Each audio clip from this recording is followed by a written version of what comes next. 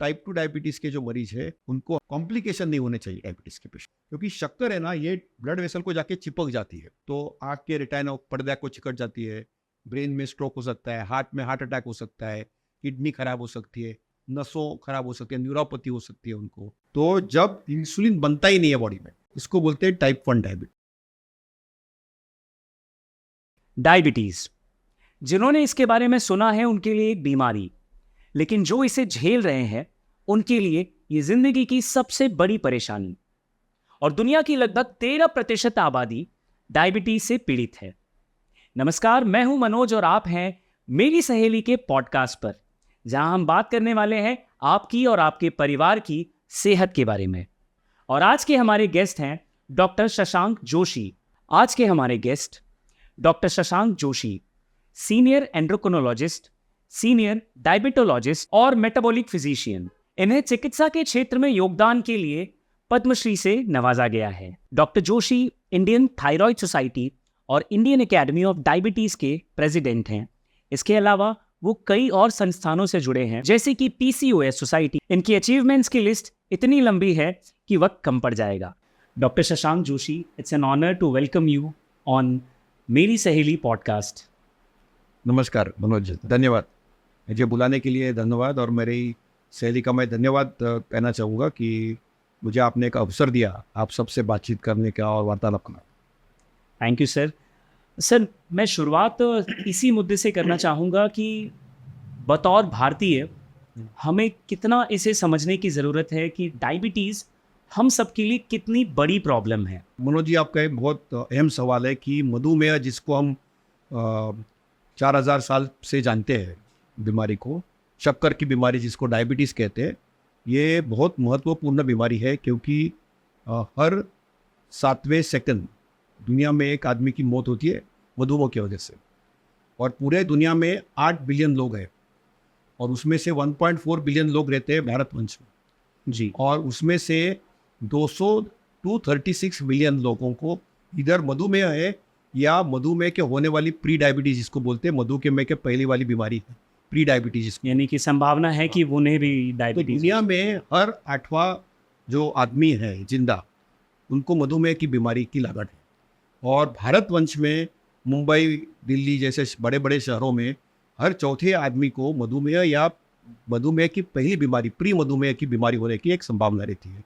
तो मधुमेह ये बहुत बड़ी समस्या है।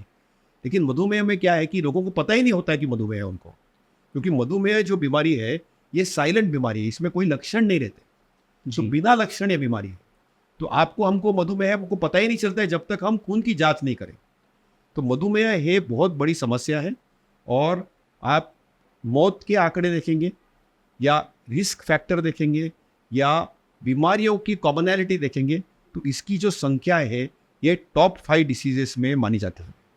यानी कि हम जितनी भी गंभीर बीमारियां हैं उनकी बात करें, चाहे वो कैंसर हो, चाहे ऐसी ही और गंभीर बीमारियां हो, तो डायबिटीज़ उन टॉप 5 में से एक है जिससे हम जूझ रहे हैं। बिल्कुल बिल्कुल बिल्कुल मनोज जी, एकदम सही कहा आपने कि और डायबिटीज़ काफ़ी बीमारियों की जड़ भी है। जैसे जिनको मधुमेह होता है उनको हृदय विकार हो सकता है, उनको रक्तदाब या हाइपरटेंशन हो सकता है, उनको लीवर में फैट हो सकता है, उनको पेट की चर्बी हो सकती है, उनको कोलेस्ट्रॉल का प्रॉब्लम हो सकता है, उनको लकवा हो सकता है, उनको किडनी फेलियर हो सकता है। तो काफ़ी बीमारियों की जड़ मधुमेह। तो मधुमेह ये उसके साथ काफ़ी एक बड़ा एक इन्फ्लुएंस होता है। ऑफकोर्स मधुमेह के अलग अलग प्रकार है जो हम वार्तालाप कर सकते हैं, उसके ऊपर चर्चा कर सकते हैं।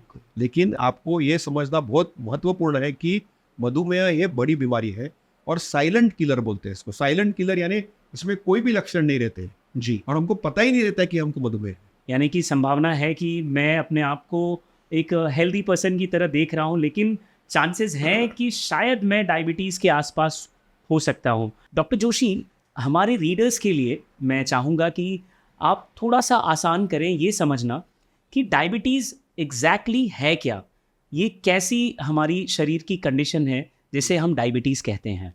तो डायबिटीज से शक्कर या ग्लूकोज की बीमारी है जी। जिसमें ब्लड में शुगर बढ़ जाती है। और जब शक्कर या शुगर बढ़ जाती है तो फिर हमको कहते हैं कि हमको डायबिटीज़ हो गया है, लेकिन इसका जो जड़ है कि हमारे शरीर की जो शुगर का जो रोल है वो ऐसा है कि हमारे शरीर में सेल्स होते हैं जिनको हम पेशी बोलते हैं हिंदी में जी और हर सेल को ऊर्जा लगती है, एनर्जी लगती है। जैसे अपने मोबाइल को बैटरी चार्ज लगता है, बिल्कुल। तो जिसको जो ऊर्जा देता है वो ग्लूकोज देता है, लेकिन ये ग्लूकोज को सेल के अंदर एंट्री करना पड़ता है। तो वो एंट्री करने के लिए हमको एक लॉक खोलना पड़ता है। ये लॉक जी। होता है इंसुलिन।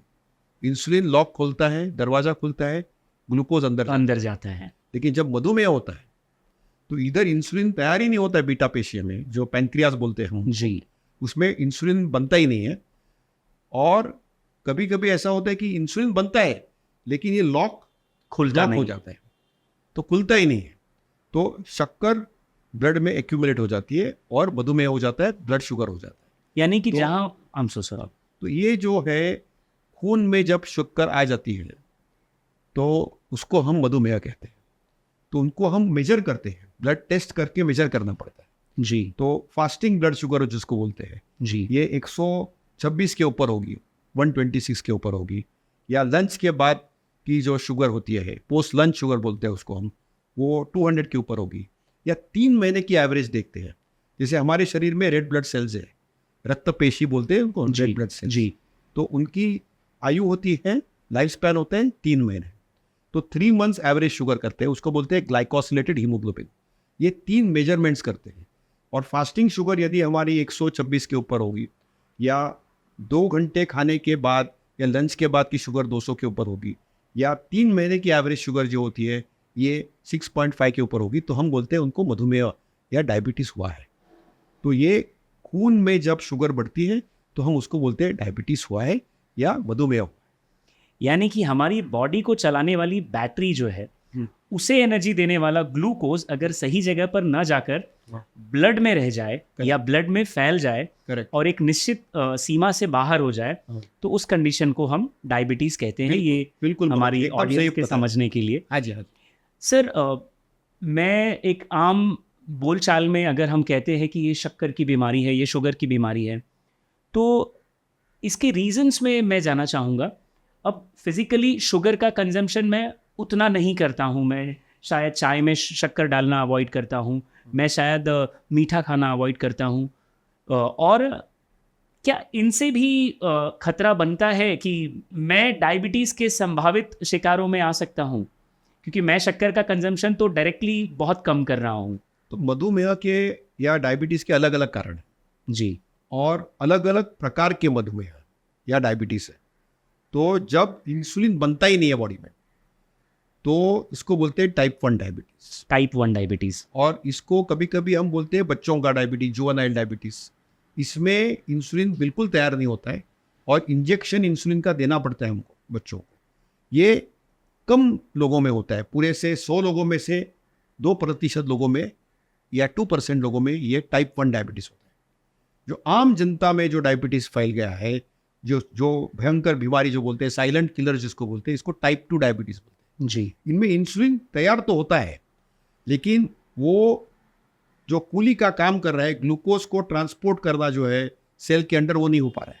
जी उसको टाइप 2 डायबिटीज़ बोलते हैं। उसकी कारण ऐसे है कि एक तो जीन्स जेनेटिक है, यानी जी। अनुवांशिक है, यानी जनरेशन में जाते हैं।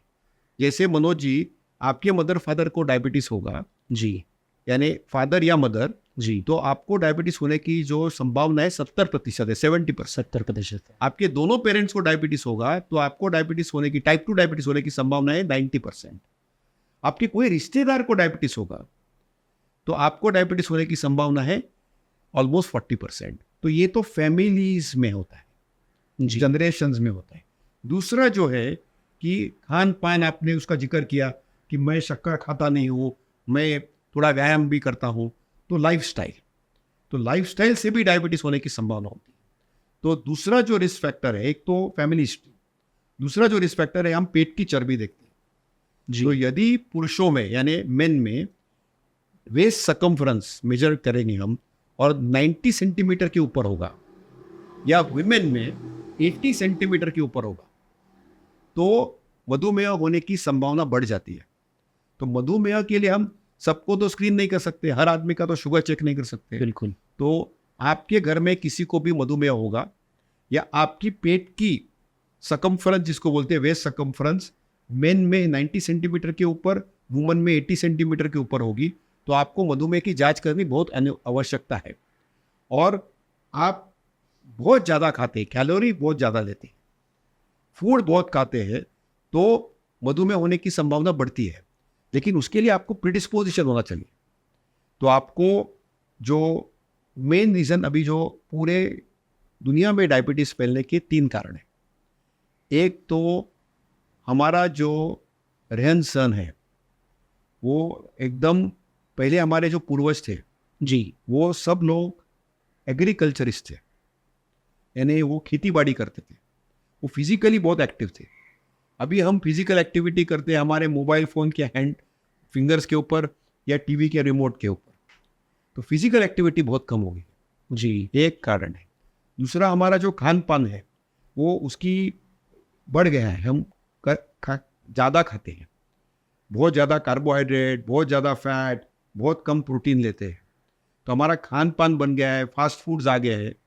ओके, तो फास्ट फूड्स ज़्यादा खाना और व्यायाम पूरा ज़ीरो होने से, फिजिकल एक्टिविटी कम होने से, उसको हम जो बोलते हैं सुस्त और मस्त हमारी जो प्रवृत्ति हुई है, इसके कारण मधुमेह फैल रहा है पूरा दुनिया में, टाइप 2।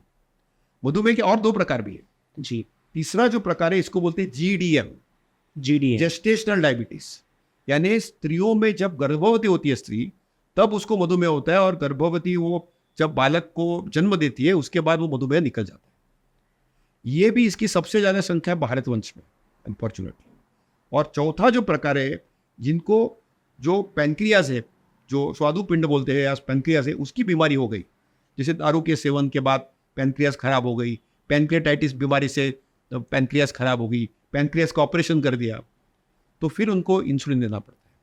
तो टाइप 1 डायबिटीज़ जेस्टेशनल, यानी स्त्रियों का, गर्भवती स्त्रियों का डायबिटीज़ या सेकेंडरी डायबिटीज़ जिनको पैनक्रियाज की बीमारी है, ये काफ़ी रेयर है, 2% 3% है। इनमें इंसुलिन बनता ही नहीं है, तो इनको इंसुलिन का इंजेक्शन देना पड़ता है। लेकिन आम आदमी में जो डायबिटीज़ फैला हुआ है या लोगों में जो डायबिटीज़ है पूरे भारतवंश में, वो टाइप 2 डायबिटीज़ है, और उसका डायरेक्ट ताल्लुकात लाइफस्टाइल से है। सीडेंट्री हैबिट, यानी ऑल द टाइम बैठा रहना। ओके, हम लोग अभी डिजिटली इंटॉक्सिकेट हो गए। और दूसरा जो मेन है कि खान पान पे कंट्रोल नहीं रहता है, हम फूड बाहर से ऑर्डर करते रहते हैं, अभी ऐप्स आ गए हैं, हम फूड ऑर्डर करते हैं, खाते रहते हैं, तो ये इम्बैलेंस ऑफ फूड और फिजिकल एक्टिविटी। और तीसरा प्रमुख कारण है टेंशन। हमारे भारतीयों में एक तो लेजीनेस जीन बहुत है जी। ओके, और दूसरा कारण ये कि हम लोगों को जो फिजिकल एक्टिविटी अपने आप ही कम हो गई है, और हमको स्ट्रेस देना और लेना दोनों चीज में बहुत दिलचस्पी रहती है। बिल्कुल। ओके, तो जी। टेंशन हम देते भी हैं और लेते भी हैं। तो मानसिक तनाव, ओके, जीवन शैली में व्यायाम बहुत कम होना और खान पान पे कंट्रोल नहीं रहना, ये 3 प्रमुख कारण है मधुमेह जो टाइप 2 डायबिटीज है उसका जो फैलाव हो रहा है उसकी वजह से। तो शक्कर खाओ नहीं खाओ कुछ फर्क नहीं पड़ता है। आपने शक्कर खाया, अभी आम का सीजन है तो आपने आम खाया, तो उसके बाद फिजिकल एक्टिविटी करनी चाहिए। 5 मिनट 10 मिनट ब्रिस्क वॉक कर सकते हैं आप, करते नहीं लोग। मधुमेह हो या नहीं हो, अच्छी लाइफस्टाइल हैबिट ये बहुत जरूरी है करना। यानी कि जो एक आम धारणा है कि शक्कर का डायरेक्ट सेवन ही डायबिटीज का रीजन बन सकता है, ये ऐसा है नहीं, ये मिथ है, ये मिथ है। ये मिथ है। बिल्कुल। तो सर ये टाइप 1 और टाइप 2 को थोड़ा और समझते हैं। जैसा कि आपने टाइप 2 के बारे में बताया कि अगर मेरे पेरेंट्स को कभी डायबिटीज़ रही है तो वो मुझे होने की संभावना बढ़ जाती है। लेकिन ये टाइप 1 के रीज़न पर थोड़ा और मैं चाहूँगा, बिकॉज जैसा आपने बताया कि ये बच्चों में ये होता है, तो ये कितना रिस्की है? तो टाइप 1 डायबिटीज जो है ना, ये एकदम अलग बीमारी है जी। ये ऑटो इम्यूनिटी की बीमारी है, यानी अपने शरीर में अपनी बॉडी के एक पार्ट के ऊपर अपनी बॉडी की एंटीबॉडी जाके उसको खलास कर देती है। यानी हमने क्या किया है कि हम मिसाइल तैयार कर रहे हैं जंतु को किल करने के लिए जी, लेकिन अनफॉर्चुनेटली जो मिसाइल जिसको एंटीबॉडी बोलते हैं वो हमारे पैनक्रियास को जाके डैमेज कर देता है। इसको बोलते हैं अब एल मुझे मार, यानी ऑटो इम्यूनिटी। ऑटो इम्यूनिटी यानी हमारे ही शरीर पे हमारे ही एंटीबॉडी जो हमारे एनिमी को किल करना था वो हमको ही किल कर देता है। तो इसमें क्या होता है कि बच्चों को अक्सर वायरल फ्लू वगैरह होता है, उसके बाद उनकी बीटा पेशी यानी बीटा सेल्स होते हैं पैंक्रियास को, उसके ऊपर एंटीबॉडी का अटैक होता है और एंटीबॉडी खत्म होकर प्रोडक्शन जीरो हो जाता है और उनका वजन कम हो जाता है, वो डिहाइड्रेट हो जाते हैं, उनको डायबिटिक कोमा में एडमिट करना पड़ता है और उनको पूरा लाइफ इंसुलिन लेना पड़ता है। सो टाइप 1 जो डायबिटीज़ है, और वो बच्चों में होता है ऐसा नहीं है, बच्चों में भी होता है, एडल्ट्स में भी होता है। और ये जो डायबिटीज़ है ये ऑटो इम्यून डायबिटीज़ है और इसमें पूरे लाइफ इंसुलिन लेना पड़ता है। अब इंसुलिन है ये प्रोटीन है जी, और ये प्रोटीन हमारे आप बताएंगे टैबलेट क्यों नहीं करते इंसुलिन का? तो क्या है कि हम जब इंसुलिन सेवन करते हैं ओरली तो हमारे पेट में हाइड्रोक्लोरिक एसिड है, वो डिस्ट्रॉय कर देता है वो प्रोटीन को, बिल्कुल। इसलिए इंसुलिन की टैबलेट नहीं बनती है। एक्चुअली ज़्यादातर लोग ऐसा सोचते हैं कि ये इंजेक्शन लगाने की बजाय टैबलेट हो तो थोड़ा उन्हें आसानी हो, या मे भी शायद तो अभी दुनिया भर में संशोधन चालू है टैबलेट निकालने की, लेकिन अभी तक टैबलेट निकली नहीं है। अभी इनहेलर निकला है लेकिन वो भी सक्सेसफुल नहीं हुआ है। इंसुलिन इंजेक्शन मार्फत दिया जाता है, बट इंसुलिन ये 102 साल पुरानी सबसे ओल्ड डायबिटीज़ की ट्रीटमेंट ऑप्शन है और इसमें शक्कर 100% कम होती है, लेकिन कभी कभी उसकी एक्शन एग्जैजरेट होगी तो शुगर लो भी हो सकती है, ये लो शुगर की संभावना भी रहती है इसमें। बिल्कुल। लेकिन इंसुलिन ये बॉडी में हमारे बॉडी में शरीर में पैदा होता है, तो टाइप 1 डायबिटीज़ में ये लाइफ सेविंग और लाइफ लॉन्ग थेरेपी है। सर टाइप 1 पर ही थोड़ा और मैं आपसे प्रकाश डालने के लिए कहूँगा, क्योंकि जाहिर सी बात है कि अगर मैं एक एडल्ट हूँ तो मैं डायबिटीज़ होने के बाद अपने आप को थोड़ा संभाल सकता हूँ, लेकिन छोटे बच्चों के साथ ये जाहिर सी बात है बहुत मुश्किल हो जाता होगा। तो उनके प्रिवेंशन के लिए शुरुआत या प्रिकॉशन क्या रखें, स्पेशली मदर्स? अब इसमें टाइप 1 डायबिटीज़ क्यों होता है इसका कारण ढूंढना अभी भी जो संशोधन हो रहा है पूरा दुनिया में उसमें कोई मेजर क्लू नहीं मिला है। जी, ऑटो इम्यूनिटी होती है, वायरल होता है, एंटीबॉडीज़ का स्क्रीनिंग कर सकते हैं, लेकिन हमको पता नहीं कि ये बच्चों में होगा ये बच्चे में नहीं होगा। तो टाइप 1 डायबिटीज़ जिनको होता है उनको हमको काउंसलिंग करके पूरा लाइफ इंसुलिन देना पड़ता है। लेकिन ये ऐसे एरा में पैदा हुए हैं, ये डिजिटल एज है जी, और ये एज है इनोवेशन का। तो इनोवेशन और डिजिटल एज में जो पैदा हुए बच्चे हैं, एडल्ट्स हैं, उनको टेक्नोलॉजी की बहुत सहायता होती है और टाइप 1 डायबिटीज़ से जो लोग हैं वो बहुत उनका एक यूनाइटेड ग्रुप है। हम उनको बहुत प्रोत्साहन देते हैं, उनको इनकरेज करते हैं, उनको एम्पावर करते हैं और वो नॉर्मल लाइफ जी सकते हैं। हम तो बोलते हैं कि टाइप 1 डायबिटीज़ के जो बच्चे और एडल्ट्स हैं जी, वो अपना डायबिटीज़ खुद मैनेज कर पाते हैं। इनके हमने वर्किंग ग्रुप्स बनाए हैं वंडरफुल। और ये स्व स्व स्व जिसको बोलते हैं आत्मनिर्भर या सेल्फ रिलायंट हो सकते हैं, लेकिन उनको इंसुलिन देना पड़ता है और इंजेक्शन देना पड़ता है, क्योंकि इंजेक्शन हम स्किप करेंगे तो उनको फिर डायबिटिक कोमा होने की संभावना बढ़ती है, डायबिटिक कीटोएसिडोसिस बोलते हैं। और ये डायबिटीज़ का कोई भी और इलाज नहीं है। ये जो टाइप 1 डायबिटीज़ का आप जिक्र कर रहे हैं इसमें इंसुलिन का इंजेक्शन ही पूरा लाइफ है जी, अभी तक इसमें ऐसा और कोई संशोधन नहीं हुआ है कि उसकी कोई अल्टरनेटिव बने और ये पिकअप भी करना बहुत मुश्किल है ये, क्योंकि ये अनुवंशिक भी नहीं है, यानी फैमिलियल भी नहीं है, फैमिली हिस्ट्री से भी नहीं पता चलता है। तो आपका प्रश्न बहुत सही है, लेकिन अनफॉर्चुनेटली ना उसका कोई वैक्सीन निकला है, ना उसका कोई ट्रीटमेंट ऑप्शन निकला है, ना अर्ली स्क्रीनिंग का स्क्रीनिंग ट्रायल्स निकला है। तो हमको सिर्फ उनको काउंसलिंग करके, उनको टेक्नोलॉजिकली एनेबल करके, उनको इंसुलिन का एक्सेस और अवेलेबिलिटी करके उनको हंसते खेलते रहना है। देखो आपको बीमारी है, ये लाइफ लॉन्ग बीमारी है बिल्कुल, लेकिन ये लाइफ लॉन्ग बीमारी के साथ आप जी सकते हैं, नॉर्मल ज़िंदगी जी सकते हैं। आपका शादी हो सकता है, आपको बच्चे हो सकते हैं और ये क्या है ट्रांसमिट नहीं होता है बच्चों जी, ये टाइप 1 डायबिटीज जो बोल रहे हैं आप। तो इसलिए ये लोगों को एम्पावर करना बहुत ज़रूरी है और हमारा एक मकसद है कि ये जितने टाइप 1 डायबिटीज़ के मरीज हैं, यदि वो चिल्ड्रन हो या एडल्ट्स, उनको एम्पावरमेंट करना, उनको एजुकेट करना, उनको सही सलाह देना, उनको इंसुलिन और उसके रिलेटेड जो भी उनको केयर के लिए जो भी करना है, इसके लिए हम पूरे कार्यबद्ध हैं। डॉक्टर जोशी, मुझे ये कहने में बड़ी खुशी हो रही है कि हाँ, ये अनफॉर्चुनेट है लेकिन जैसा कि आपने बताया कि अगर आपके गाइडेंस में या डॉक्टर्स के गाइडेंस में अगर सही तरीके से एक डिसिप्लिन लाइफ जी जाए तो टाइप 1 डायबिटीज़ के साथ भी वो एक नॉर्मल ज़िंदगी जी सकते हैं। बिल्कुल तो बिल्कुल। ये बहुत राहत की बात है, कम से कम मेरे लिए, जिसे टाइप 1 या बच्चों में होने वाली बीमारी से ये बड़ा ही भयानक लगता है, स्पेशली जो पेरेंट्स हैं। तो सर थोड़ा आगे बढ़ते हैं and let's talk about diabetes के बाद क्या होता है। अब मान लीजिए सर कि अगर किसी को डायबिटीज़ हो गई, उसके बाद उनकी ज़िंदगी में क्या बदलाव आता है अगर वो डिसिप्लिन लाइफ जीते हैं और वो अपनी जो आपकी इंस्ट्रक्शंस हैं उनको फॉलो नहीं करते, मेडिकेशन को फॉलो नहीं करते, डाइट को फॉलो नहीं करते हैं, उसके आगे भी जो कॉन्सिक्वेंसेस हैं उन पर अगर। डायबिटीज़ का जब टाइप 2 डायबिटीज़ होता है, जी। तो टाइप 2 डायबिटीज़ के पहले 10 साल में हम ये रिमिशन में जा सकते हो, यानी बगैर दवाई भी हम उनको मैनेज करने की एक प्रयास कर सकते हैं। लेकिन वैद्यकीय सलाह रहना बहुत ज़रूरी है। तो पहली चीज़ है लाइफस्टाइल, कि कम खाओ, सही खाओ, वक्त पे खाओ, थोड़ा व्यायाम करो, एटलीस्ट 1000 स्टेप दिन में 10 बार चलो, ओके, एटलीस्ट एक 7 घंटा सोना चाहिए, हंसते खेलते रहना चाहिए। ये लाइफस्टाइल की टिप्स है। और तंबाकू हो, सिगरेट हो, दारू हो, उसका सेवन नहीं करो। तो ये हमारी लाइफस्टाइल टिप्स हो गई। फिर वैद्यकीय सलाह के बारे में टैबलेट्स ले सकते हैं, बहुत बढ़िया टैबलेट्स है अभी अवेलेबल जी। और सस्ती भी है। कोई टैबलेट्स खाने के पहले लेनी पड़ती है, कोई टैबलेट्स खाने के साथ लेनी पड़ती है, कोई टैबलेट्स खाने के बाद लेनी पड़ती है।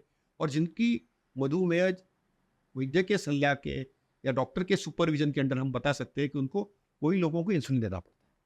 तो सबको इंसुलिन लगता है ऐसा नहीं है। इंसुलिन ये कि जान नहीं हुआ कुछ नहीं, जान देता है, जान बचाता है। लेकिन अक्सर टाइप 2 डायबिटीज़ के जो मरीज है उनको हमको ये सलाह देनी पड़ती है। तो हमारा एक सिंपल ABCD ये फॉर्मूला है जी। कि कॉम्प्लिकेशन नहीं होने चाहिए डायबिटीज़ के पेशेंट, क्योंकि शक्कर है ना, ये ब्लड वेसल को जाके चिपक जाती है, तो आँख के रेटिना पर्दा को चिकट जाती है, ब्रेन में स्ट्रोक हो सकता है, हार्ट में हार्ट अटैक हो सकता है, किडनी खराब हो सकती है, नसों खराब हो सकती है, न्यूरोपैथी हो सकती है उनको। तो ये अलग अलग टाइप के कॉम्प्लिकेशंस हो सकते हैं उनको डायबिटीज़ के बाद। तो ये हो या नहीं, इसके लिए हमको ये ABCDEF फॉर्मूला ले आना पड़ेगा। तो A इज़ फॉर A1C, 3 महीने की एवरेज शुगर की जो मात्रा है ये 7 के नीचे रखिए आप, ओके। जी। इसके लिए आप लाइफस्टाइल कीजिए, आप दवाई लीजिए और वैद्यकीय सलाह करते रहिए, हर 3 महीने आपके डॉक्टर के पास आते रहिए। दूसरा है B, ब्लड प्रेशर यानी रक्तदाब 130/80 के नीचे रखिए और यूरिन में प्रोटीन लीक अवॉइड कर लीजिए। उसके लिए कभी कभी डॉक्टर आपको दवाई देंगे जिससे ये यूरिन का लीक कंट्रोल कर सकते हैं, इसमें दवाई आती है स्पेशल। तीसरा है C is for cholesterol. Cholesterol यानी LDL कोलेस्ट्रॉल, इसकी मात्रा 50 या 70 के नीचे रखिए, तो आपको हृदय विकार यानी हार्ट अटैक नहीं हुए, क्योंकि डायबिटीज़ के 80% लोग हार्ट अटैक के शिकार होते हैं और उनकी मौत भी हार्ट डिसीज से होती है। तो हमको ये अवॉइड करना है, तो इसलिए C। D is for diet, कम खाओ, हलू हलू खाओ, स्लोली खाओ, जी। वक्त पे खाओ और सही खाओ। बोलना बहुत ईजी है, फॉलो करना बहुत मुश्किल है, जी। ओके। उसके साथ एटलीस्ट 1000 स्टेप दिन में 10 बार चलो, योग करो, कपालभाति करो, पेट की चर्बी उड़ाओ और उसके साथ 7 घंटा सोना भी उतना ही जरूरी है। 5 घंटे के कम मत सो, 10 घंटे के ऊपर कुंभकर्ण जैसे भी सोओ मत। तो और तंबाकू का सेवन, सिगरेट का सेवन या दारू का सेवन नहीं करना चाहिए आपको। तो ये पूरी एक जो हम बोलते हैं कंस्ट्रक्ट, ये डाइट के लिए है। तो E is for exercise, exercise इसमें आ ही गया। Of course. और F है फीट। अक्सर डायबिटीज के लोगों के पैर में बीमारी होती है और कभी कभी वो पैर काटना भी पड़ता है, एम्प्यूटेशन करना पड़ता है, क्योंकि उनको पता नहीं चलता है, नस में सेंसेशन चले जाते हैं, न्यूरोपैथी हो जाती है, तो उनको पता ही नहीं चलता है कि इंजरी हो गई। तो फीट का एग्जामिन करना बहुत जरूरी है। यदि हमारे क्लिनिक में आप आएंगे तो हम सबको हमारे शूज़ निकालने को बोलते हैं, क्योंकि हमको फीट चेक करने रहते हैं उनकी। तो ये ABCD फॉर्मूला करेंगे और वैद्यकीय डॉक्टर के पास रेगुलरली जाते रहेंगे और पॉजिटिव माइंडसेट रहना बहुत जरूरी है। बिल्कुल। देखो, मधुमेह है आपको, लेकिन हमारे यहाँ पे अक्सर लोग क्या करते हैं कि जैसे ठीक हो जाती है शुगर, हम दवाई छोड़ देते हैं, डॉक्टर को छोड़ देते हैं और फिर कॉम्प्लिकेशन के साथ 3-4 साल के बाद आते हैं, हार्ट अटैक लेके, किडनी खराब होके, स्ट्रोक लेके। ये नहीं होना चाहिए। आपको रेगुलरली संयम के साथ मधुमेह का जो बीमारी है उसके लिए रेगुलरली दवाई, लाइफस्टाइल और कॉम्प्लिकेशन प्रिवेंशन करना बहुत ज़रूरी है। तो ये फॉलोअप करना बहुत ज़रूरी है। ये यदि करेंगे तो अच्छी एक जीवन हो सकती है। तो हमारा और एक मकसद है, जी हमारे अलग अलग संगठन है डायबिटीज़ के, अंतर्राष्ट्रीय डायबिटीज़ संगठन का मैं अध्यक्ष रह चुका हूँ। तो उसमें हमारी एक थीम है कि भारतवंश में हमको कॉम्प्लिकेशन फ्री रखना है। जी मधुमेह तो आपको है, लेकिन उससे कॉम्प्लिकेशन नहीं हुए। और ये अलग अलग जो कॉम्प्लिकेशन है, क्योंकि कॉम्प्लिकेशन जानलेवा है, मधुमेह पर से जानलेवा नहीं है, पर मधुमेह से होने वाले कॉम्प्लिकेशन जानलेवा है। मैं माफ़ी चाहूँगा सर, आपको रोकना चाहूँगा। डायबिटीज़ हो गया है अगर, तो बहुत ज़्यादा स्ट्रेस में जाने की ज़रूरत नहीं है, बिल्कुल नहीं। उसे संभालने की ज़रूरत है। हाँ। और कोशिश करनी है कि उसके बाद जो पॉसिबल कॉम्प्लिकेशंस हैं हाँ। वो ना हो, क्योंकि वो डेंजरस हैं, जैसा कि आपने एकदम सही बताया। बताया, एकदम करेक्ट, बहुत सही बताया कि कॉम्प्लिकेशन फ्री चाहिए हमको डायबिटीज। जी और कॉम्प्लिकेशंस क्या है? तो कॉम्प्लिकेशन में अक्यूट कॉम्प्लिकेशंस होते हैं। Acute complication means diabetic coma, एकदम शुगर लो होगी, एकदम हाई होगी, उसको अक्यूट कॉम्प्लिकेशन बोलते हैं, तुरंत। दूसरा जो कॉम्प्लिकेशन है कि डायबिटीज़ के लोगों को अक्सर उनकी इम्यूनिटी कम होती है, उनको अलग अलग इन्फेक्शन होते हैं, जैसे फंगल इन्फेक्शन होता है, जी अपने प्राइवेट पार्ट्स पे हो सकता है, नाखून में हो सकता है, मुंह में हो सकता है। तो फंगस इन्फेक्शन हो सकता है, क्योंकि उनको जब शक्कर बढ़ती है, बहुत ज़्यादा हो जाती है, तो फंगल इन्फेक्शन होता है, तो इन्फेक्शन होते हैं उनको। ओके, इसके अलावा जो शक्कर अंदर जाती है तो ब्लड वेसल्स होते हैं, जी ब्लड वेसल्स पाइप जैसे होते हैं, उसको जाके ब्लॉक करते हैं। तो आँख के ब्लड वेसल्स को ब्लॉक करेंगे तो आँख का पर्दा दिखता नहीं है, तो उसको रेटिनापैथी बोलते हैं। उनको कैटरैक्ट भी प्रीमेच्योरली होता है। ब्रेन के वेसल्स को ब्लॉक करेंगे तो स्ट्रोक यानी लकवा मारता है। हार्ट के वेसल्स को ब्लॉक करेंगे तो उसको हार्ट अटैक होता है, एंजियोप्लास्टी बाईपास करना पड़ता है। किडनी के ब्लड वेसल्स को ब्लॉक करेंगे तो किडनी में बीमारी होती है, किडनी फेलर होता है, डायलिसिस देना पड़ेगा। नस को जाके ब्लॉक करेंगे तो करंट नहीं जाता है, जैसे वायर है, वायर का करंट नहीं जाएगा तो सेंसेशन ही नहीं होता है, फिर कभी कभी पाँव काटना पड़ता है। तो ये जो कॉम्प्लिकेशंस है, ये कॉम्प्लिकेशन रिकॉग्नाइज करना भी जरूरी है, उसका स्क्रीनिंग करना भी जरूरी है, और ये पूरे अवॉइडेबल है। यदि आप शक्कर कंट्रोल में रखेंगे, लाइफस्टाइल रखेंगे, और उसके साथ टेंशन लेने का भी नहीं और देने का भी नहीं, क्योंकि माइंडसेट भी बहुत ज़रूरी है। क्योंकि आप स्ट्रेस्ड आउट हो गए तो हम अक्सर देखते हैं कि काफ़ी लोग परफेक्ट सब कुछ करते हैं, लेकिन पूरा लाइफ टेंशन लेके घूमते हैं। तो हमको इतना ही उनका मनोबल रख के हंसते खेलते एक बैलेंस लाइफस्टाइल जो बोलते हैं वो करना बहुत ज़रूरी है, तो ही ये सब कॉम्प्लिकेशन फ्री कर सकते हैं। तो आई थिंक ये, हम जैसे चार्ल्स डिकन ने कहा था कि we are in best of times but worst of times, यानी दुनिया में हम सबसे अच्छे टाइम में भी है लेकिन सबसे बुरे टाइम पूरे में। टाइम में भी है। तो ये बहुत सही कहावत बोली थी चार्ल्स डिकन ने कि हमको पूरी टेक्नोलॉजी, दवाइयाँ, डॉक्टरी, इलाज सब अवेलेबल है, सब अवेलेबल है। लेकिन हम ही हमारे एनिमी है। क्योंकि हमको क्या लगता है कि हमको शुगर ठीक हो जाएगी, किसी ने हमको जड़ी बूटी दे दी, खा ली, जी ओके, हमारा शुगर ठीक हो गया, और फिर लगता है कि हमको कुछ नहीं है, फिर वापस सब आपकी जीवन शैली वापस बैक टू स्क्वायर वन आ जाते हैं, फिर कॉम्प्लिकेशन। बिल्कुल, ये नहीं होना चाहिए। फिर से घूम कर वहीं आ हाँ, जाते हैं। तो वापस घूम फिर के वही आते हैं। ये जो हम गलती करते हैं ये नहीं करनी चाहिए, और आपके माध्यम से मैं अर्ज करना चाहूँगा सब लोगों को कि आप प्लीज़ ये गलती नहीं कर लीजिए। आपके डॉक्टर के पास 3 महीने 6 महीने में जाते रहिए, जांच करते रहिए, और अपने आप एक नियंत्रण रखिए, क्योंकि थोड़ा सा संयम और नियंत्रण बहुत ज़रूरी है मधुमेह के लिए या डायबिटीज़ के लिए। सर कई बार ऐसा भी होता है कि ये मेरे जानने में एक ऐसा केस मैंने देखा था, हाँ जी, उनको आँखों में कुछ कॉम्प्लिकेशन थी, हाँ जी, और ऑप्टिशियन के बाद जाने के बाद फिर उन्हें धीरे-धीरे ये प्रॉब्लम पता चली, और बाद में जाकर उन्हें पता चला कि उन्हें डायबिटीज़ है। तो ये ऐसा भी हो सकता है कि बिना डायबिटीज़ का एहसास हुए ऐसी कॉम्प्लिकेशंस हो, और फिर वी कम टू नो कि ये मनोज जी, सारा कुछ। आपका एक बहुत अच्छा प्रश्न है। 90% लोगों को पता ही नहीं होता है कि उनको मधुमेह है। फर्स्ट टाइम जब जो जाते हैं वो कॉम्प्लिकेशन के साथ जाते हैं। जैसे आपके साथ जैसे केस हुई कि अनफॉर्चुनेटली वो व्यक्ति को आंख में कॉम्प्लिकेशन हुई, वो देख नहीं पा रहे थे। काफ़ी जन हार्ट अटैक से आईसीयू में एडमिट होते हैं, तब पता चलता है उनको डायबिटीज से। काफ़ी जन किडनी खराब हो गई इसलिए डॉक्टर के पास जाते हैं, तब पता चलता है उनको डायबिटीज से। काफ़ी जन को ऑपरेशन करना है इसलिए शुगर की जांच की जाती है, तब पता चलता है उनको डायबिटीज हुआ है। तो ये एक चीज़ है। जैसे हमारे यहाँ अभी कोविड की महामारी आकी गई, तब लोगों ने जांच की, कोविड की वजह से तो पता चला कि उनको डायबिटीज हो गया है।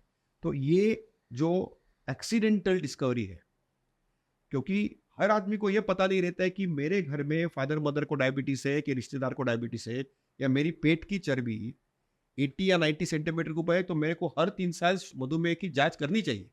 ये सबको पता नहीं रहता है। तो इसलिए अक्सर ये कॉम्प्लिकेशन के साथ आता है और तब काफ़ी लेट हुआ चक्कर आता है, क्योंकि हमको आँख बचाना है, हमको ब्रेन बचाना है, हमको हार्ट बचाना है, हमको किडनी बचानी है। बट इवन ये लेट स्टेज पे भी डायग्नोसिस हो गया तो भी हम बहुत कुछ कर सकते हैं।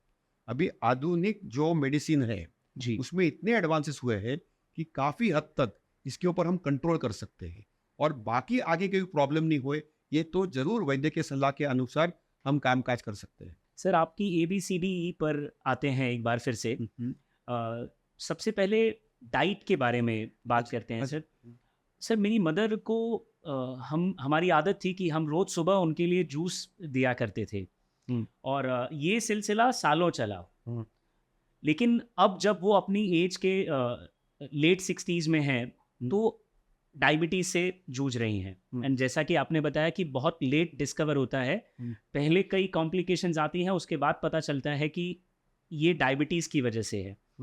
तो हमने तो कोशिश की थी कि उन्हें एक हेल्दी लाइफस्टाइल दी जाए, लेकिन ये फ्रूट जूस का क्या कनेक्शन है सर डायबिटीज़ में? जूस और डायबिटीज़ का समीकरण अच्छा नहीं है। ना कोला ना जूस लेना चाहिए, लेकिन आप फल खा सकते हैं। 1 fruit per day is allowed.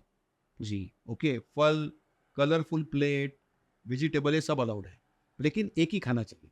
जैसे आम का सीज़न है तो हम ना नहीं बोलते कि डायबिटीज़ के मरीज को नहीं खाना चाहिए, लेकिन हमारे मरीज इतने स्मार्ट होते हैं कि अब मैंने उनको बोला कि आप 2 स्लाइस आम खा सकते हैं, 2 स्लाइस सब मैंगो ले सकते हैं, तो उन्होंने इतना ही सुना। और हर उनकी वाइफ आके मेरे को बोले कि वो तो हर 2 घंटे खा रहे। ओके, तो ये हमारा प्रॉब्लम है। भारत लोगों में क्या है कि हमको जो चाहिए वही करना है। जी तो आपके माता जी को मेरा प्रणाम बताइए। और दूसरी बात यह है कि उनको बोला अभी जूस जो है ये ठीक नहीं है, आप फल खाओ। फल से उनका पेट भी साफ रहेगा, क्योंकि फल में फाइबर होता है। जब हम जूस बनाते हैं तो फाइबर पूरा निकल जाता है, उसमें प्योर शक्कर बन जाती है। तो इसलिए हम जूस पसंद नहीं करते। डायबिटीज़ वाले जो एक्सपर्ट्स है, आप किसी से भी बात करेंगे डायबिटीज़ एक्सपर्ट के तज्ञ, जो इसको एंडोक्रिनोलॉजिस्ट बोलते हैं, जी हमारी जो ब्रांच है, बिल्कुल। लोगों को पता नहीं चलता है कि डायबिटीज़ तज्ञ कौन है। तो डायबिटीज़ के जो तज्ञ हैं इनको एंडोक्राइनोलॉजिस्ट बोलते हैं। ये टंग ट्विस्टर है। बिल्कुल एंडोक्राइन ये अंग्रेजी भाषा में हार्मोन तज्ञ होते हैं, जी। और सुपर स्पेशलिस्ट जो होते हैं डायबिटीज़ के, इनको एंडोक्रिनोलॉजिस्ट बोलते हैं। और इनको जाके आपको जब बताएंगे, आपको ऑलवेज बताएंगे कि जूस नहीं लेना चाहिए। जी आपको कोई कोला लेना है तो हम बोलते हैं डाइट कोला लो। उसमें भी कंट्रोवर्सी होती है क्योंकि वो स्वीटनर वगैरह होता है, लेकिन डायबिटीज़ मरीज जरूर स्वीटनर खा सकते हैं। जैसे हमको अक्सर लोग बोलते हैं कि हमारी शक्कर आपने बंद कर दी, लेकिन आप स्वीटनर जरूर ले सकते हैं। हम स्वीटनर, बट स्वीटनर का आप लड्डू जलेबी मत बनाओ।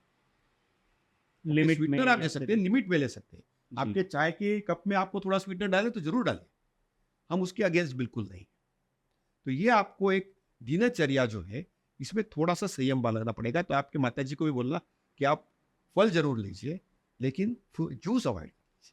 तो सर, ये एडवाइस क्या आप उन्हें भी देना चाहेंगे जिन्हें डायबिटीज़ नहीं है, कि वो फ्रूट जूस के बजाय एक फ्रूट ही प्रेफर करें?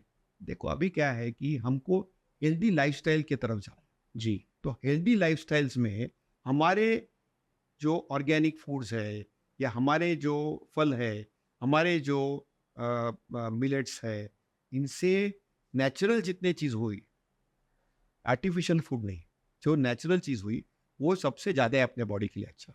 और आप जो भी खाते हैं उसके बाद एक्सरसाइज करना उतना ही महत्वपूर्ण है। तो आप जो भी चीज़ एक्सेस में करेंगे तो उसकी हानि जरूर होगी। तो एक हेल्दी जीवनचर्या में ओके, आपको 2 चीज़ की एक क्लियर कट देखना है कि मैं जूस पी सकता हूँ क्योंकि मेरे को जिम जाना है। ऐसे मेरे को काफ़ी लोग पूछते हैं, जी और मेरे घर में किसी को डायबिटीज़ नहीं है। तो हम उनको इतना ही कहते हैं कि आप जो भी करते हैं आप एक्सट्रीम में नहीं कर लीजिए। और यदि आप फ्रूट ले सकते हैं तो उसमें फाइबर मिलता है, उसमें एंटीऑक्सीडेंट मिलते हैं, उनको बाकी काफ़ी न्यूट्रिशनल मिनरल्स, माइक्रो न्यूट्रिएंट्स मिलते हैं जो हमारे फ्रूट्स में होते हैं, जो जूस में नहीं मिल सकते आपको। बिल्कुल। तो इसलिए ये हम ऑलवेज सलाह देंगे कि nature is always better than artificial. ये तो हमारे एकदम क्लियर कट मैसेज है सर। और मुझे लगता है कि ये जो आपने टर्म यूज़ किया, मस्त और सुस्त रहने वाली जो लाइफ़स्टाइल है, मुझे लगता है फ्रूट से फ्रूट जूस का बनना ये उसी का रिज़ल्ट है कि इंसान ने उसे आसान कर दिया, कि बजाय एक फ्रूट खोलना, चबाना और खाना, उससे बेहतर है कि एक जूस बनाकर 1 मिनट में पी जाना। तो सर, इसी के साथ-साथ ये तो फ्रूट या फ्रूट जूस के अलावा जो नॉर्मल ईटिंग हैबिट्स हैं हमारी, जैसे आज क्योंकि मॉडर्न लाइफ़स्टाइल में सर खाने की टाइमिंग जो है, उसको लेके बड़ा डिस्कशन होता है कि कोई कहता है कि सूरज ढलने के बाद नहीं खाना चाहिए, कोई कहता है रात 10 बजे के बाद नहीं खाना चाहिए। तो ये ईटिंग हैबिट और डायबिटीज़ का क्या कनेक्शन है सर? देखो, ये अपने पुराणों से ये चल रहा है, सेंचुरी से चल रहा है। ओके, रिलीजियस कॉनोटेशन भी है। हमारे पूरे भारत में अलग अलग रिलीजन्स के लोग रहते हैं। जैसे हमारे मुस्लिम मादों में रमज़ान होता है, हमारे हिंदुओं में अलग अलग हर हर फेस्टिवल के साथ कोई ना कोई तो उपवास होता ही है। अभी श्रावण चल रहा है, चैत्र नवरात्रि चल रही है फॉर एग्जाम्पल। जी, ओके, हमारे कैथलिक भाइयों में लेंट का उपवास चलता है, जैनों में तो उपवास होते ही है। तो जैनों में ऐसा है कि सूर्यास्त से सूर्योदय से सूर्यास्त में कुछ खाना नहीं चाहिए। तो ये अलग अलग फूड फैट्स बोलते हैं इसको, फूड फैट्स। जी, तो ये अलग अलग एक्सट्रीम डाइट फैट्स है। तो अभी 3 प्रकार के फैट्स हैं। एक तो फास्टिंग फॉर रिलीजियस रीजन, यानी धार्मिक रीजन्स के लिए। दूसरा एक नया फैट है जिसको बोलते हैं इंटरमिटेंट फास्टिंग। इंटरमिटेंट फास्टिंग में संशोधन हुआ था, जहाँ पे हमारी भी पेपर प्रेजेंटेशन में जिसको अवार्ड मिला था, उसमें 91% हार्ट अटैक बढ़ता है इंटरमिटेंट फास्टिंग से। ओके, लोगों को एक फैड हो गया है अमेरिका में, सब ट्रेंडिंग लोग है। ट्रेंडिंग है वो। जी, ओके, क्योंकि वो कोई बताता है, कोई डाइटिशियन, तो वो क्वालिफाइड भी नहीं रहती डाइटिशियन, बट बताती है कि ये करो, इंटरमीडिएट फास्टिंग करो, हमारी चर्बी वर्बी कम हो जाएगी, तो इसलिए पते लग जाते हैं। और तीसरा जो फास्टिंग है जिसको बोलते हैं डोपामिन फास्टिंग। हम लोग कंटिन्यूसली हमारे मोबाइल फोन पे है, तो डिजिटल डिटॉक्स करना पड़ता है। तो 3 प्रकार के फास्टिंग है, एक रिलीजियस फास्टिंग, दूसरा इंटरमीडिएट फास्टिंग, और तीसरा डोपामिन फास्टिंग यानी डिजिटल डिटॉक्स। 1 घंटा डिजिटल डिटॉक्स जरूर करिए आप। सोने के पहले आधा घंटा और उठने के बाद आधा घंटा आप अपना व्हाट्सएप, मोबाइल फोन, टेलीविजन, कोई भी स्क्रीन नहीं देखना चाहिए। इसको बोलते हैं डिजिटल डिटॉक्स, डोपामिन फास्टिंग। दूसरा है इंटरमिटेंट फास्टिंग, 8 घंटे जो मांगता है खाओ, 16 घंटे पूरा उपवास करो, इसको बोलते हैं इंटरमिटेंट फास्टिंग। इसमें वैद्यकीय सलाह के बिना बिल्कुल नहीं करना है, क्योंकि इसका हानिकारक भी हो सकता है। जी, इसमें बहुत ज्यादा रिसर्च नहीं हुआ है। रिसर्च ने इतना ही बताया कम खाओ ठीक रहो, calorie restriction is the main, calorie कम करो सब ठीक रहेगा। तीसरा जो है रिलीजियस फास्टिंग, इसमें भी थोड़ा तथ्य था, क्योंकि हमारे पूर्वजों ने कोई भी रिलीजन हो, इसमें थोड़ा तथ्य था, लेकिन ये सब एक्सट्रीम पोस्चरिंग है। तो दिनचर्या कैसी होनी चाहिए? Large breakfast, moderate lunch, light dinner. आपको यदि चर्बी कम करनी होगी और मधुमेह पे नियंत्रण लाना होगा, तो एक ग्लोबल जो रिसर्च ने बताया है कि हमारे पूर्वज जो थे वो फील्ड्स में जाते थे, फार्मर्स थे, तो उनको जाके सूर्योदय के बाद या सनराइज के बाद उनको जाके फार्मिंग करना पड़ता था, प्लाविंग का। अभी तो ट्रैक्टर पे बैठते लोग, जी, सब अभी मोटरसाइकिल पे बैठते हैं फार्मर भी अभी मॉडर्न हो गया ना, उनके पास भी फोन है, टेलीविजन है। तो ये यदि करते होगे तो लार्ज ब्रेकफास्ट, यानी ब्रेकफास्ट सबसे बड़ा मील होना चाहिए, फिर moderate lunch and light dinner. ये यदि होगी जीवन शैली तो सबसे बेस्ट है।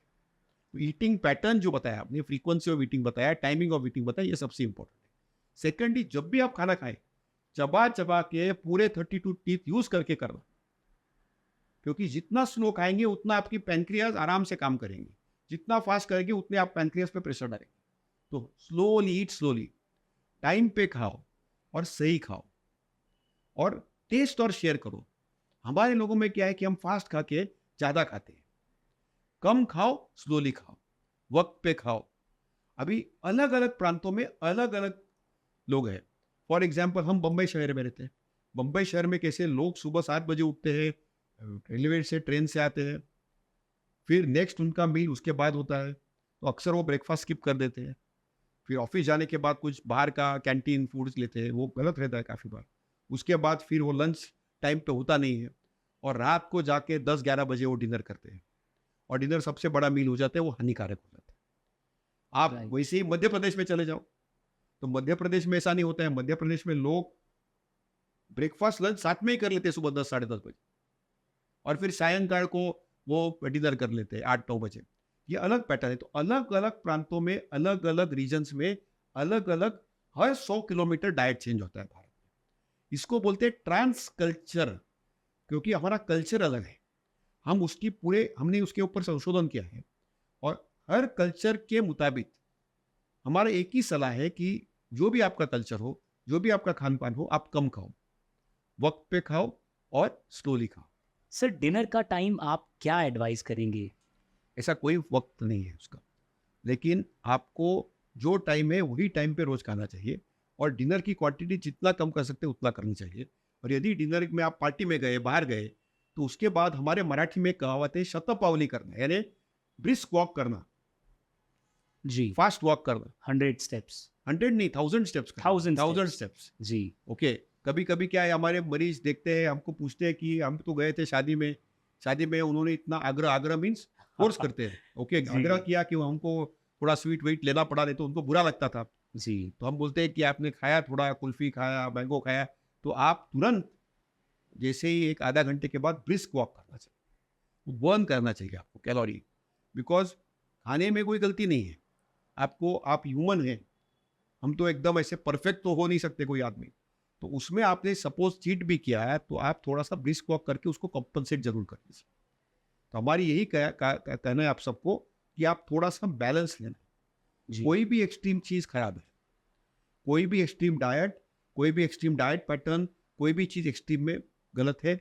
हर चीज़ बैलेंस करना, और जो भी करना वो थोड़ा एंजॉय करना, हैप्पी रहना। बिल्कुल। ओके, हमारे क्या है कि हम लोग एकदम एक्सट्रीम पोस्चर में जाते हैं, खाते तो बहुत खाते, और फिर बिल्कुल डाइट करते तो ओवर डाइट करते। ये एक्सट्रीम पोस्चरिंग नहीं करना।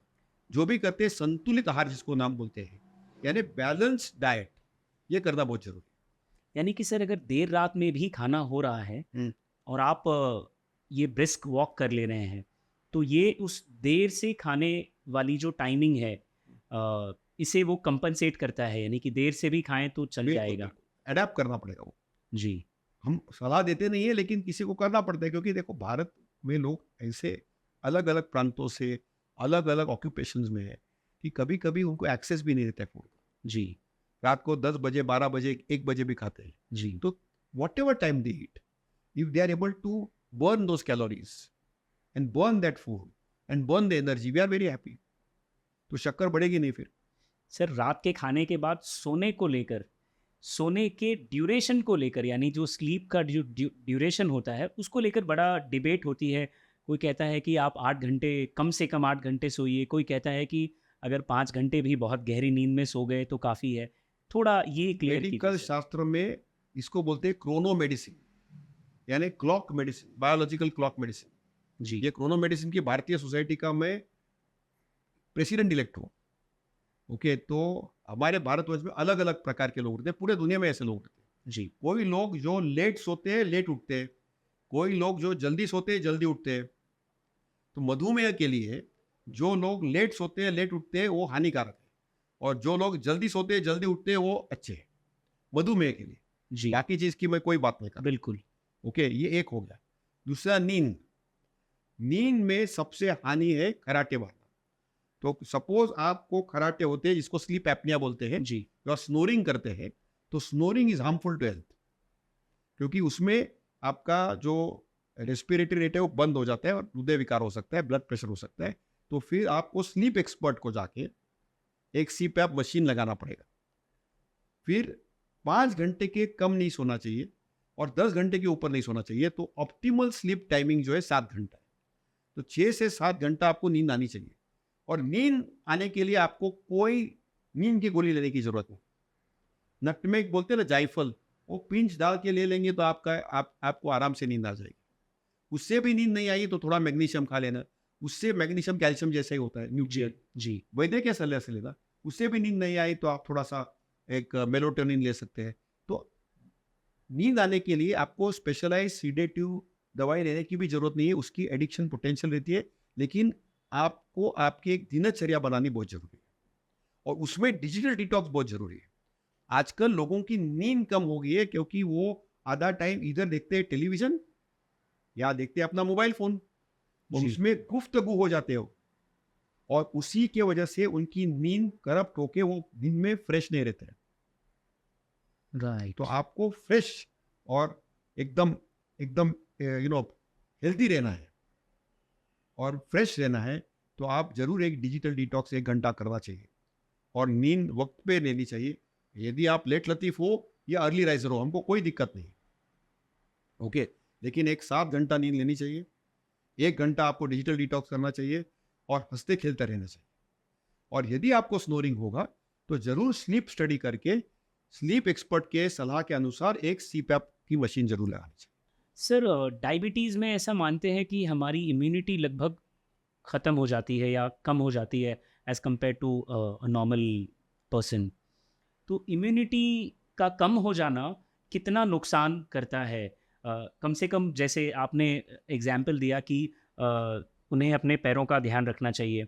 तो कभी हमने ऐसा देखा है आम ज़िंदगी में कि अगर कभी कोई चोट लग जाए तो वो घाव नहीं भर पाते, या कई बार वो घाव बड़े और गहरे हो जाते हैं। बिल्कुल बिल्कुल सही है। एक्चुअली क्या है कि मधुमेह में जब शक्कर बढ़ जाती है तो आपने बोला सही कि घाव हीलिंग हीलिंग प्रोसेस बहुत लेट हो जाती है। जी। जो घाव आपका 5 दिन में हील होने वाला था उसको 15 दिन लगते हैं, कभी कभी बिल्कुल हील भी नहीं होता है। तो शक्कर का नियंत्रण रखना बहुत जरूरी है। वैल्यू जो होता है हमारा ब्लड शुगर का वैल्यू, वो 110 के नीचे, 120 के नीचे फास्टिंग, लंच के बाद की शुगर 140 160 के नीचे, 3 महीने की एवरेज शुगर 6.5 के नीचे रखेंगे तो आपको आपकी इम्यूनिटी चकाचक रहेगी। हमने यही देखा था कोविड के टाइम पे कि जो मरीजों की मधुमेह या डायबिटीज था लेकिन शुगर कंट्रोल में थी, उनको कोई भी कॉम्प्लिकेशन नहीं हुए।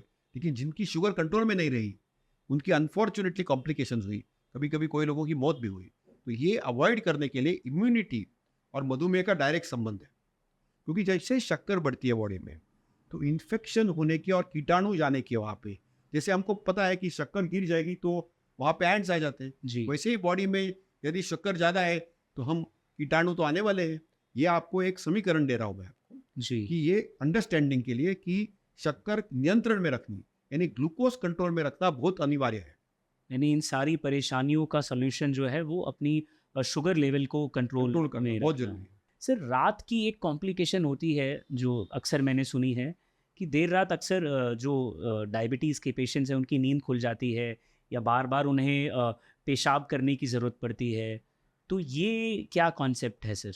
तो क्या है कि मधुमेह के मैंने बोला कि लक्षण कोई नहीं रहते, लेकिन मधुमेह के 4 लक्षण हैं। जब शुगर बहुत ज़्यादा बढ़ जाती है, जैसे 200 के ऊपर फास्टिंग, लंच के बाद की 300 होती है, तो उनका वजन कम होता है, उनको पेशाब के लिए बहुत बार जाना पड़ता है, जी। उनको उसको पॉलीयूरिया बोलते हैं, उनकी बहुत प्यास लगती है उनको और भूख बहुत लगती है।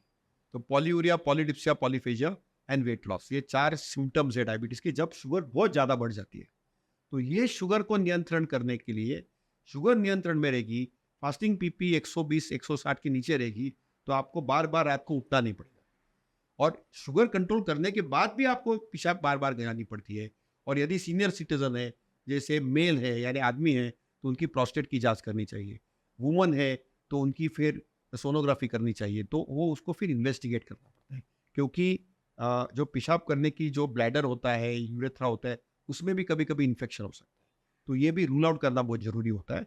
लेकिन ये आपकी बात बिल्कुल सही है कि बार बार रात को पेशाब के लिए उठते हैं, तो ये लक्षण है पॉलीयूरिया का, ये लक्षण है कि शुगर 250 के ऊपर आ गई है, ये एक रेड फ्लैग है और शक्कर कंट्रोल करना ये बहुत ज़रूरी है। सर, अक्सर वो बताते हैं कि बार बार यूरिन पास करते हैं और बार बार प्यास लगती है, बार बार पानी पीते हैं। तो क्या बार बार यूरिन से जो लॉस हो रहा है, सिर्फ पानी पीकर क्या वो लॉस रिकवर हो रहा है, या इसके आगे भी कोई हिडन या कोई बड़ा डैमेज है? नहीं, इसका एक ही इनडायरेक्ट कॉनोटेशन है कि शक्कर कंट्रोल में नहीं है जी। और शक्कर कंट्रोल लानी चाहिए वैद्य के सलाह की। तो ये रेड सिग्नल है कि डॉक्टर के पास जाके दवाई एडजस्ट करना और दवाई थोड़ा बढ़ा देना। और अगर कोई इस बात को इग्नोर करे और जैसा चल रहा है वैसे चलने दे, तो क्या? कॉम्प्लिकेशन हो जाएगा ना, उनको जी। स्ट्रोक हो सकता है। हमको क्या है, डराना नहीं है। जी। देखो, हमारा मकसद आज आपके माध्यम से डराना नहीं है, जी। डरना भी नहीं है, डराना भी नहीं है, लेकिन रेकलेस नहीं रहना चाहिए।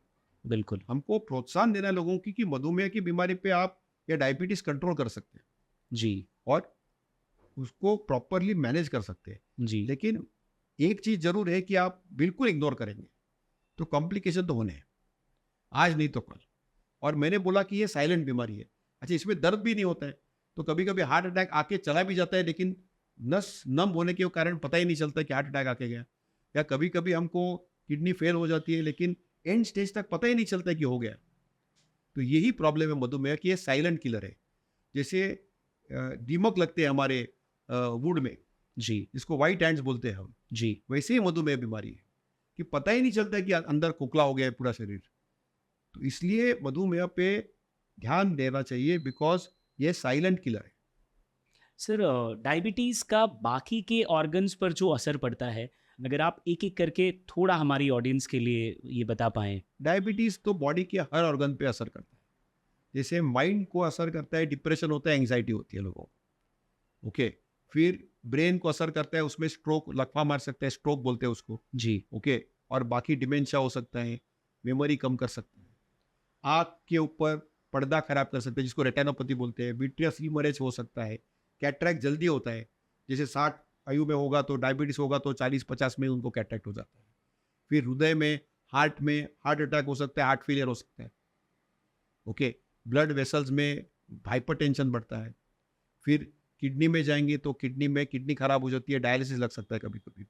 और पूरे शरीर में इन्फेक्शन होने की संभावना बढ़ती है, टीबी होने की संभावना बढ़ती है। पैर में, नस में डायबिटीज हो गया तो कभी कभी पैर में इन्फेक्शन, अल्सर हो सकता है।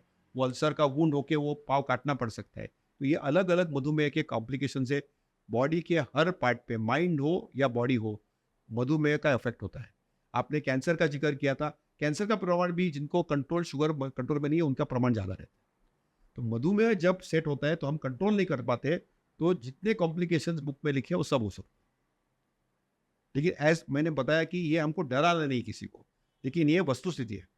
सर, अगर किसी को डायबिटीज़ हो जाए तो एक बड़ा मिसकंसेप्शन है कि ये इसे ज़िंदगी भर साथ लेकर चलना है, और ये इंसुलिन विंसुलिन जो है ये बड़ी ही झंझट या झमेले वाली चीज़ लग रही है। क्यों ना इसकी बजाय कोई होम रेमेडी ट्राई की जाए, या कुछ और ऑप्शन ट्राई किया जाए एलोपैथी के अलावा। तो उस पर थोड़ा सा अगर ये इन्फॉर्मेशन आपने दे बहुत सके। कॉन्ट्रोवर्शियल क्वेश्चन पूछा। जी सर। लेकिन दो चीज़ है, यदि आपको टाइप 1 डायबिटीज हो, गर्भवती स्त्री हो जिसको डायबिटीज हो, या सेकेंडरी जिसमें पैनक्रियास की डैमेज हो, इनको पूरा लाइफ इंसुलिन है। और इंसुलिन में बिल्कुल डरना नहीं है, क्योंकि उनके बॉडी में इंसुलिन तैयार नहीं होता है। इंसुलिन नहीं लेगी तो ये बच्चे की जान जा सकती है, तो इनको मैंडेटरी है इंसुलिन। टाइप 2 डायबिटीज है जो जीवन शैली की वजह से हो रहा है, उसमें हम अल्टरनेटिव ऑप्शन देख सकते हैं। लेकिन उसमें जो भी साइंस है, इसमें लाइफस्टाइल का बहुत बड़ा योगदान है। तो यदि आप दिनचर्या, लाइफस्टाइल, एक्सरसाइज, योग ये सब करें और उसके साथ वैद्य के सलाह के साथ दवाई ले, उसमें कोई दिक्कत नहीं आती। अल्टरनेटिव मेडिसिन में टाइप 1 डायबिटीज के लिए कोई भी ट्रीटमेंट नहीं है। जेस्टेशनल डायबिटीज या सेकेंडरी डायबिटीज के लिए कोई भी ट्रीटमेंट नहीं है। टाइप 2 डायबिटीज ट्रीटमेंट में हम इनकरेज करते हैं कि जो भी जड़िया बूटियों पे रिसर्च चल रहा है उसका साइंस करें, और उसमें उसके शोध निबंध करना चाहिए, लेकिन ये रिसर्च मोड में। जी ये इसमें जरूर बोलते हैं, और पहले 10 साल में टाइप 2 डायबिटीज में इसका असर आ सकता है। बट जीवन शैली के मॉडिफिकेशन में हमारे पूर्वजों का जो भी विचार था उसमें बहुत बड़ा योगदान। जी, आप सूर्य नमस्कार करेंगे रोज, और खान पान पे कंट्रोल करेंगे, ओके, दवाइयाँ टाइम पे टाइम लेंगे, तो दवाइयों का प्रमाण कम कर सकते हैं हम। लेकिन ये जो भी आप कर रहे हैं, ये एक क्वालिफाइड एंडोक्रिनोलॉजिस्ट के सुपरविजन में कीजिए। बिल्कुल। यही मेरी सलाह है सबको, क्योंकि बाद में क्या होता है कि फॉल्स सेंस ऑफ सिक्योरिटी हो जाती है। लोगों को लगता है कि हमारा ये क्योर हो गया, और फिर भूल जाते हैं कि डायबिटीज हो गया, और फिर जांच नहीं करते हैं, और फिर 3-4-5 साल के बाद वो कॉम्प्लिकेशन के साथ आती है। ये गलत है। तो हम हर पति को प्रोत्साहन देते हैं कि हमको डायबिटीज का क्योर ढूंढना तो जरूरी है, और उसमें रिसर्च करना भी जरूरी है। हमारे प्राचीन साइंस में बहुत अच्छे कोई गुण है। सबसे बेस्ट गुण जो है जीवन शैली के गुण है, जैसे मन शांति रखना, योग, प्राणायाम, आसन, इसमें बहुत फायदे हैं। हम उसका बिल्कुल ना नहीं बोल रहे, लेकिन इसके साथ मेडिकल सुपरविजन रहना ये भी उतना ही जरूरी है, सो दैट कॉम्प्लिकेशंस कोई नहीं होगा। यानी कि जो मेडिकल फैक्ट्स हैं उनको बिल्कुल नकारा नहीं जा सकता। नजरअंदाज नहीं कर सकते। आपको एक्सेप्ट करना होगा कि हाँ आपको इंसुलिन की ज़रूरत है और उसका कोई ऑप्शन नहीं है। इंसुलिन में तो बिल्कुल ऑप्शन नहीं, जिनको इंसुलिन टाइप 1 डायबिटीज में इंसुलिन में कोई ऑप्शन नहीं, जी। ये तो और इसमें कोई दो मत नहीं है। और दूसरी बात जो सबसे ज़्यादा आपने हाईलाइट की है आज के पूरे कॉन्वर्सेशन में, वो है लाइफस्टाइल। जिन्हें डायबिटीज़ ना भी हो उनके लिए भी जाहिर सी बात है कि एक सही लाइफस्टाइल ज़रूरी है। और अगर जो अनफॉर्चुनेटली डायबिटीज़ से पीड़ित हैं उनके लिए लाइफस्टाइल ही लाइफ सेवियर बन सकती है। बिल्कुल एक बड़ा रोल मैं कहूँगा इसमें। सर इन चीज़ों के अलावा पर्सनली आप एक बड़े मिशन पर हैं जितना मुझे पता है, और आप इंडिया को डायबिटीज़ केयर कैपिटल बनाने की ओर अग्रसर हैं, मेहनत कर रहे हैं, कोशिश कर रहे हैं।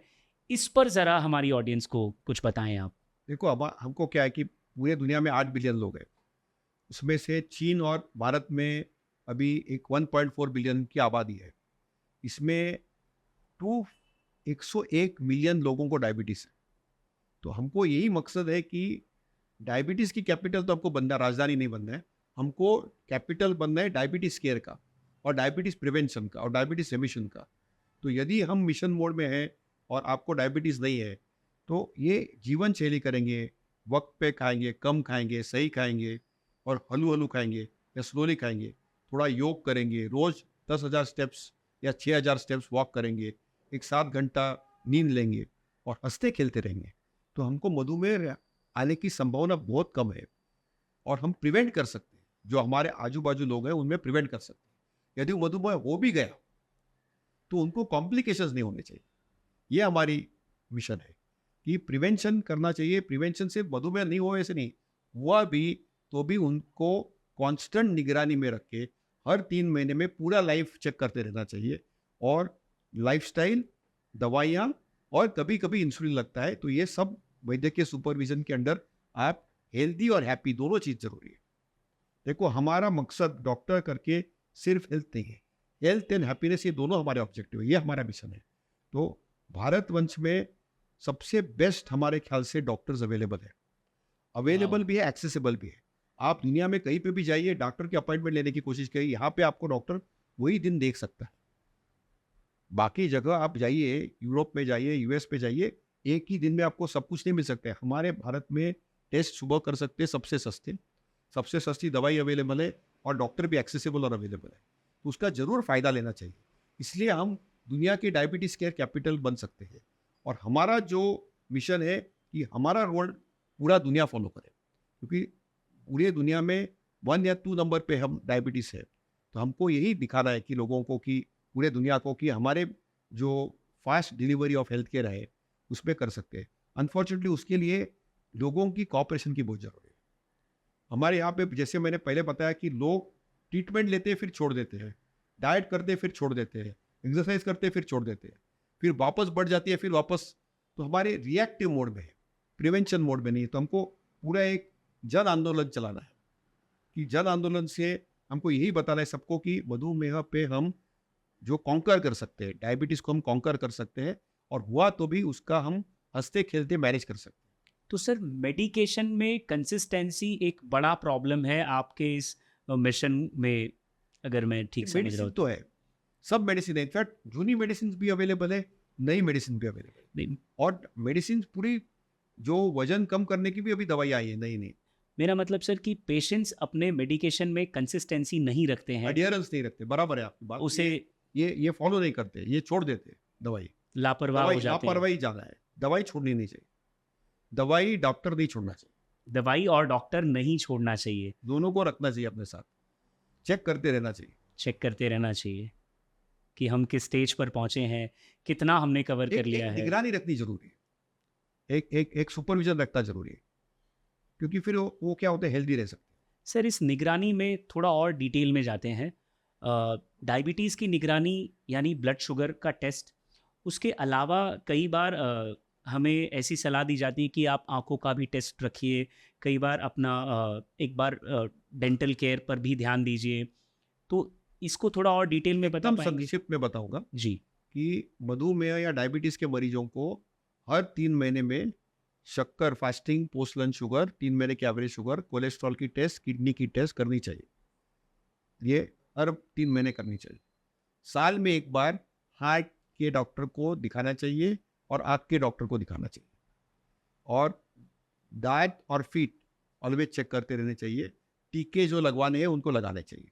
तो इतनी सादी चीज़ आपको करनी चाहिए, क्योंकि निगरानी रखना बहुत ज़रूरी है और उनको ये हर 3 महीने जांच करनी भी उतनी ही ज़रूरी है। सर, ये जो आखिर में आपने कंक्लूड किया, ये कमाल की इन्फॉर्मेशन थी हमारी ऑडियंस के लिए, क्योंकि निगरानी रखना और जो भी चीज़ें आपने बताई, आई एम श्योर हमारे व्यूवर्स इस वीडियो को पॉज कर करके अपने काम की चीज़ें नोट करेंगे और ख्याल रखेंगे अपना और अपने परिवार का। So thank you so much sir, हमारे इस पॉडकास्ट का हिस्सा बनने के लिए, अपना कीमती समय देने के लिए। Thank you so much audience. ये थे डॉक्टर शशांक जोशी, जिन्होंने हमें डायबिटीज़ के बारे में इतना डीप डिस्कशन के साथ इतना कुछ हमें बताया। आई एम श्योर आपने इसका लाभ लिया और आगे भी लेंगे। मिलेंगे जल्द ही किसी और पॉडकास्ट पर। Thank you so much. धन्यवाद।